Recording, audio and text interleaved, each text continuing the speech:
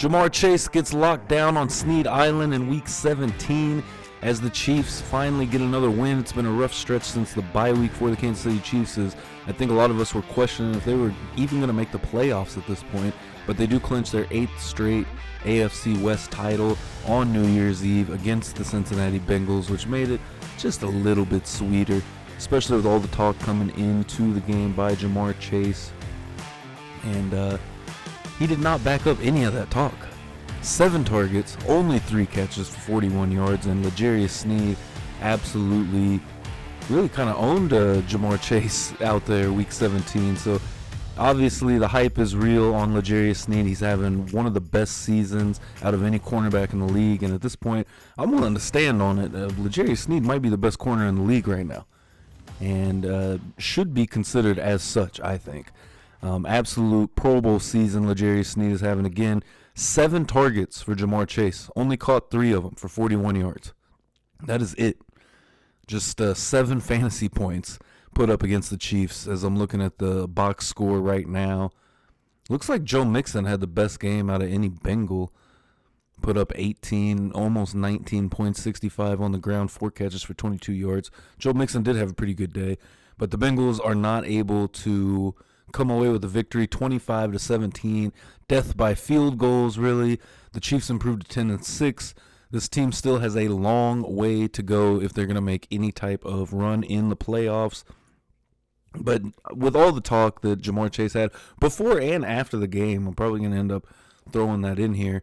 And just to hear the talk after the game of, what was the exact quote? He won't fight me, though, or something like that, which was just kind of funny, thinking of, I mean, what are we're going to have a UFC, an MMA match between these two, a boxing match, celebrity boxing match, L'Jarius Sneed versus Jamar Chase. You know, I would be willing to see that in the offseason because I don't think Jamar Chase would handle L'Jarius Sneed very well if we're talking about a boxing match. I don't know. It's just my take. But that's also coming from a Chiefs fan. So, either way, Jamar Chase gets locked down in Week 17, isn't able to do much, and I know already, you know, he wasn't 100%, this and that. I mean, it was fun to see, and Justin Reed, the post that he made on Twitter, that was pretty funny with the cat eating the tuna in a can, as of course last year that was the big quote going into their game, as Justin Reed called him tuna in a can. But so the Chiefs had fun with this one. Chris Jones had a comment after the game as well. And, you know, this rivalry has become, you know, obviously one of the best ones in the NFL to watch. Very intense on both sides. Got chippy a lot in this game. Very early as well. And it really looked like the Bengals were probably going to run away with this thing at one point, being up 17-7 and not being able to score it all in the second half. Just shows you how good that Chiefs defense is. And after Spags makes adjustments, it is hard for anyone to score. And it seems like, thinking about the Dolphins game, the Dolphins were only able to put up points in the second half. They did make some adjustment to Spags' offense. But, again, what I think the Packers about the only team that have put up more than 21 off the top of my head against the Chiefs this season. Honestly, I can't remember the score from the Raiders game on Christmas Day, what they put up exactly. Oh, their offense didn't do anything. Not a single completion after the first quarter, which was terrible. It shows you where the offense is, and the offense is still just continuing to struggle. Isaiah Pacheco, though, has been a huge bright spot, 18 carries for 130 yards on Sunday on New Year's Eve against the Bengals. Patrick Mahomes, 21-29. Solid numbers completion percentage-wise, 245 yards and a touchdown. Jake Browning on the other side, 19-33, 197 yards and a touchdown. Big win for the Chiefs, though. They had to have this game. They go into their final game now. They can rest some guys, and they'll be able to maybe kind of hopefully get all on the same page to start the playoffs. We'll see what the matchup will be, and honestly, I'm going to look up the playoff picture, but I'm assuming we're going to see guys rest. I'm not sure if they'll rest Mahomes or not. At this point, with Blaine Gabbert, what we've seen out of him preseason and regular season-wise, the Bears game, he came in, I think, threw a couple picks. But he is not a great option, I don't think. But Either way, you don't necessarily have to have the win, and I don't know how much that's going to affect the playoff picture. I'm not sure. I think I'm pulling up the playoff picture now, but I think off the top of my head, the Jaguars are right there about the same record. The Browns are the only other one to clinch. Okay, so the Chiefs, I think, I don't have any of the scenarios pulled up, but I think the Chiefs have clinched the third seed. Because right now it's going to be between the Jags and Colts, who are both 9-7 heading into the final week of the season, that will take that fourth seed. The Browns have already clinched a fifth seed. They're 11-5. The Browns have a better record than the Chiefs right now, which is just insane. Especially to know they don't have a quarterback. I mean, they got Joe Flacco. I mean, Joe Flacco's been doing an amazing job, but just kind of crazy to think of what they've done. But the Ravens have clinched the number 1 seed. Absolutely phenomenal job. The Chiefs do have a shot at the number 2 seed. If the Dolphins were to lose and the Chiefs were to win Week 18, the Chiefs would take the 2 seed, which really at this point isn't a huge deal. I mean, obviously, if you get to the AFC Championship game against the Dolphins, that would give you home field advantage if they end up at 11-6, both teams. But I don't think that that's going to be a huge concern at this point going into Week 18. Obviously, Andy has shown us over the years that the regular season matchups are not going to matter as much as these playoff matchups, and that's fine as long as you can get it done in the postseason. Obviously, there's a lot of questions going on with the Chiefs going into this postseason. So tell me what you think in the comments section, wherever you're listening at, what you think about the Chiefs' playoff chances. We kind of talked about it last week a little bit. But just going into this Week 17, talking about rest and all of that, or Week 18, excuse me, talking about rest and all that. Travis Kelce's 16 yards away from another 1,000-yard season. And I saw Seth Kaiser, which shout out to Seth Kaiser. If you don't subscribe to his Substack, he has an amazing Substack that goes over a lot of film, and he breaks down Patrick Mahomes' film every week. Chief in the North, absolutely great read. So I would vouch for that if you go and check out his Substack. It's great stuff. But Travis Kelce, I think 16 yards away, man, it is hard to not try to get him in the game and get those 16 yards. I mean, it's not much that he needs for another 1,000-yard season. And I, honestly, off the top of my head, I'm not sure how many that is in a row if he were to get it. But we'll see what the Chiefs plan to do. I haven't heard anything press conference wise from the Chiefs or any type of plans yet. Shout out to my neighbor's dog, though, if you can hear that in the background. that dog got some new neighbors. This dog be going crazy 24/7. But getting Kelce out there, I think, would be good to see. But obviously, it's kind of one of those things. It's a kind of air quote selfish thing. Obviously, all of us would love to see Kelce get that 1,000 yards one more time. He's obviously slowed down this year, and it's been a bit of an issue for the Chiefs. But I talked about that maybe a couple weeks ago and kind of looked up his stats and seen how close he was to the 1,000 yards and was kind of shocked just because of what this year has seemed like just, watching.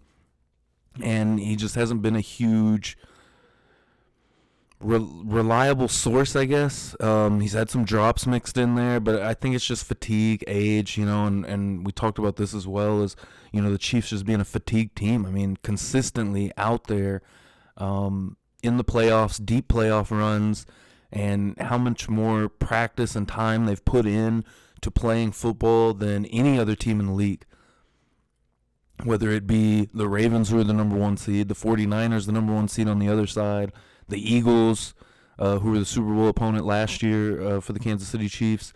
No other team has consistently went as deep in the playoffs as the Kansas City Chiefs. 49ers might be the one other team that you kind of make the argument that has been, having these deep runs consistently with the Chiefs the last few years as well. So not only, though, going back to Sunday on New Year's Eve, not only did the Chiefs clinch their 8th straight AFC West title, they also eliminated the Cincinnati Bengals from the playoffs, which was just an extra little, I guess feather in the cap for the Chiefs and Chiefs Kingdom this past weekend because, boy, Bengals fans were not happy. So on Twitter, I do want to point this out and just kind of talk about this for a minute because it's very much a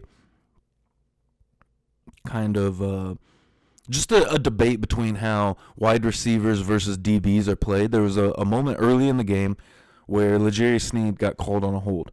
It was a hold, and I mentioned that. So I tweeted this out, and boy, Bengals Nation had a lot to say about this, or whatever their thing is. I just kept getting blown up on Twitter. It seemed like the entire first half of the game, and this happened I think in the first quarter, where Jamar Chase goes to push off of L'Jarius Sneed to catch a touchdown pass. L'Jarius Sneed grabs Jamar Chase's hand and does not allow him to push away from him. L'Jarius Sneed gets called for a hold, and the Bengals get the ball on the 1 yard line, end up scoring the Jake Browning rushing touchdown.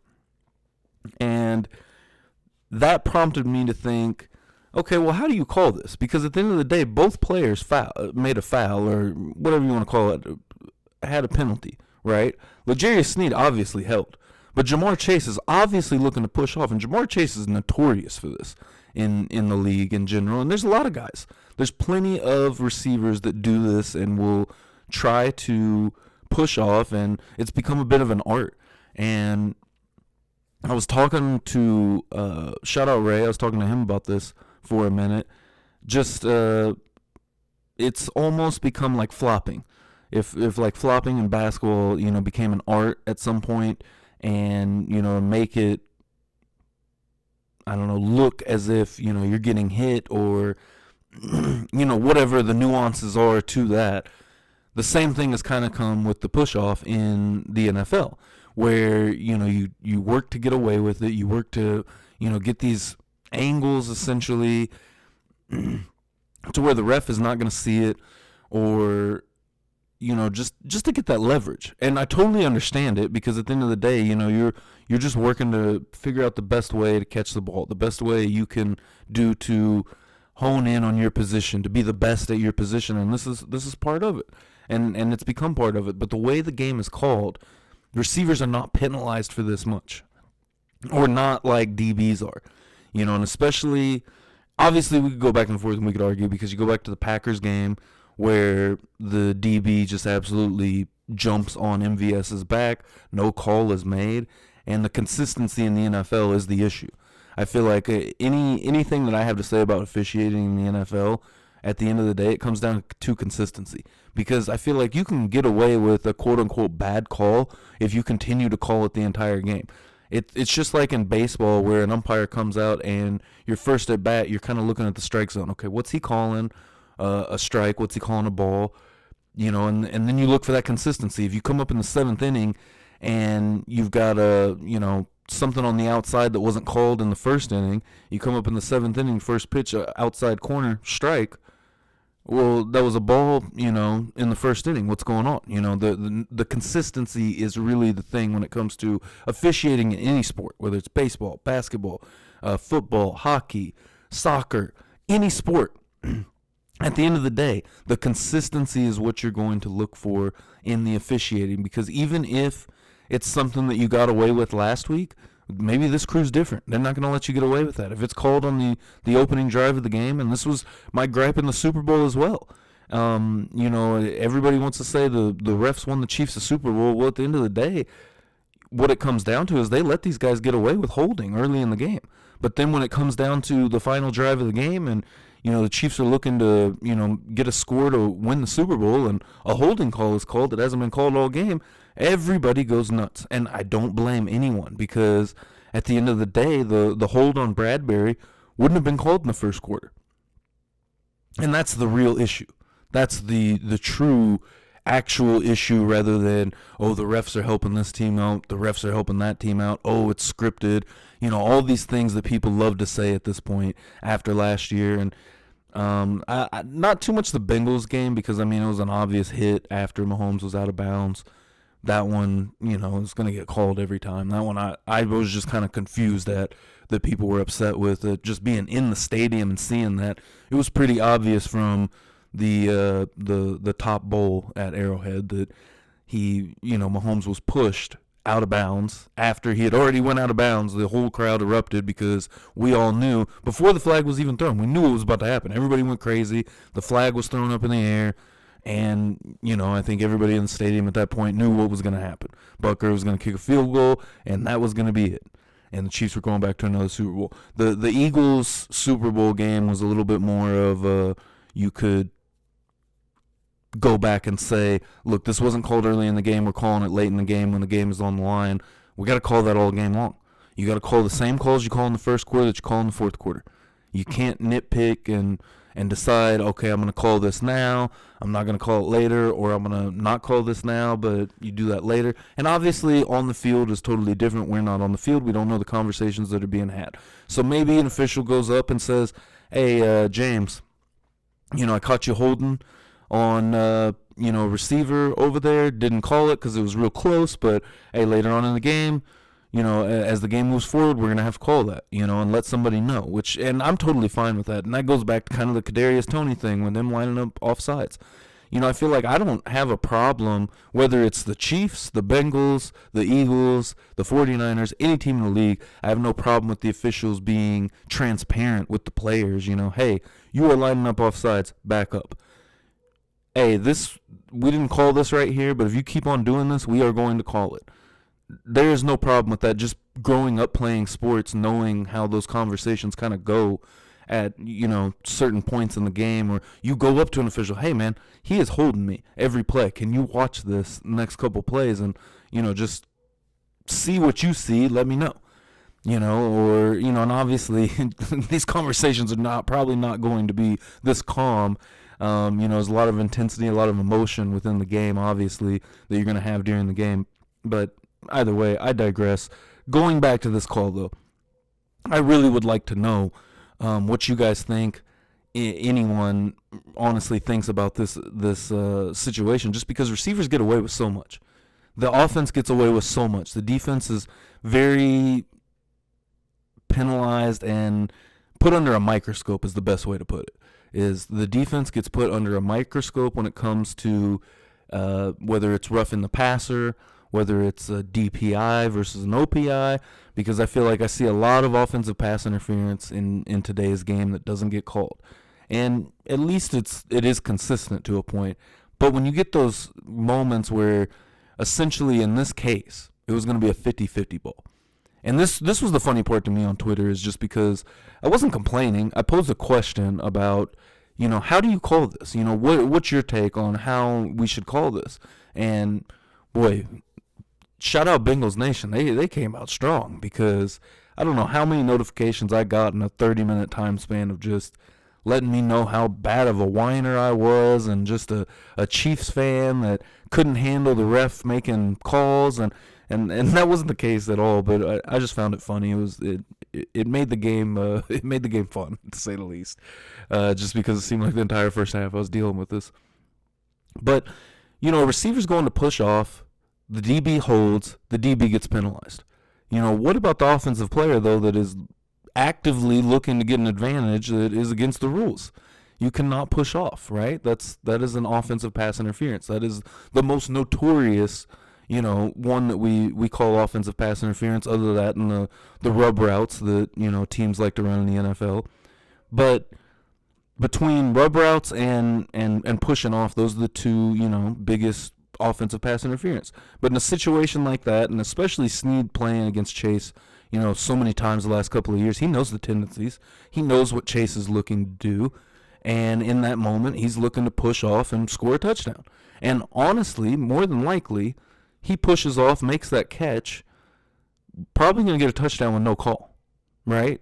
We've seen that plenty of times. So Sneed's not about to let that happen. And the Chiefs almost stuffed him right there on the goal line, which they did later on in the game. Honestly, gave them a better chance. I thought it was a very veteran-savvy move by L'Jarius Sneed, because as soon as Chase puts his hand on Sneed, Sneed just grabs his hand.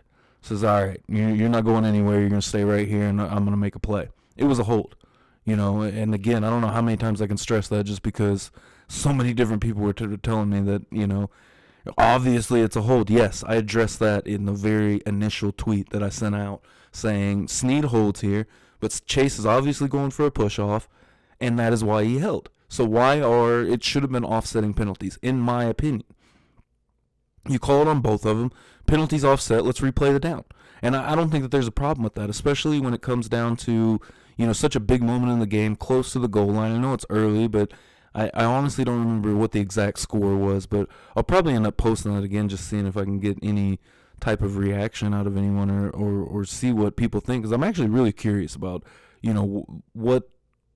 what the average fan thinks about, the DPI versus OPI in this situation. And, at this point, I almost wish I could I might start looking around and look for something. But I don't know if I've ever really seen this before, but, it almost sucked that it was a Chiefs versus Bengals game because there's so much emotion tied up into it with fans. Now that the game's over and we're past it, maybe that'll change things up. But during the game, I didn't think anyone from the Bengals side wanted to hear it, and I didn't get any return comments from anybody on the Chiefs side. So either way, I would like to hear the opinion of people on that.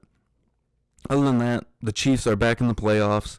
We'll see what the run comes to. Wild card game is clinched, so the Chiefs will play a Week 19 game, air quote, Week 19, after we see them play the Chargers. It's the Chargers this weekend. So on the road in LA for the Chiefs for the final game of the season. We'll see who plays, who sits, who kind of gets some rest. Maybe they treat it like a preseason game. Starters kind of come out in the first quarter or so. But I feel like the offense needs to be on the same page. And for me, I feel like I would like to see the offense maybe at least for a quarter, a drive or two.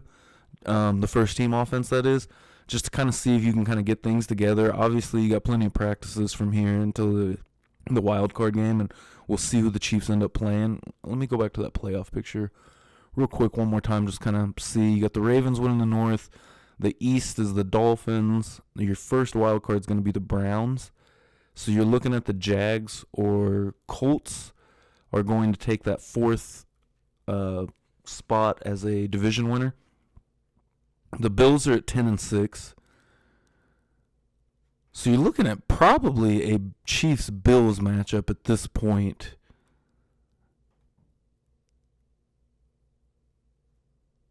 Yeah. Or would that be the other way around? I don't know. Now I'm trying to think. So you get the Dolphins are going to play the weakest team, which will probably be the Texans or Steelers. I don't know, on the bubble at this moment. Yeah, so they're probably going to get the Texans or Steelers. The Chiefs will probably end up then getting the Colts or the Jaguars, whoever doesn't win the division. And the Bills will play whoever does win the division on the road, actually. So Jags or Colts, more than likely, is what it's going to be for the Chiefs. So we will see, and next week we will get into that matchup, of course. More film reviews coming out as well. The Eagles film review is out. Working on the Raiders, the first Raiders film review, and working on getting all these out. I'm going to try to tie all these film reviews together for the end of the season. We'll see. But catching up from obviously all the holidays and stuff like that. Happy New Year as well, Chiefs Kingdom. This is the first podcast of 2024, so I appreciate you following along with it. The Papa Show Knows podcast, wherever you get your podcasts, as well as YouTube. Check out Papa Show YouTube page. Film reviews, plenty of stuff, as well as we're going to be jumping into some more MMA very soon as well. So I appreciate, hit that like button, subscribe, follow wherever you are listening along, and we will see you next time.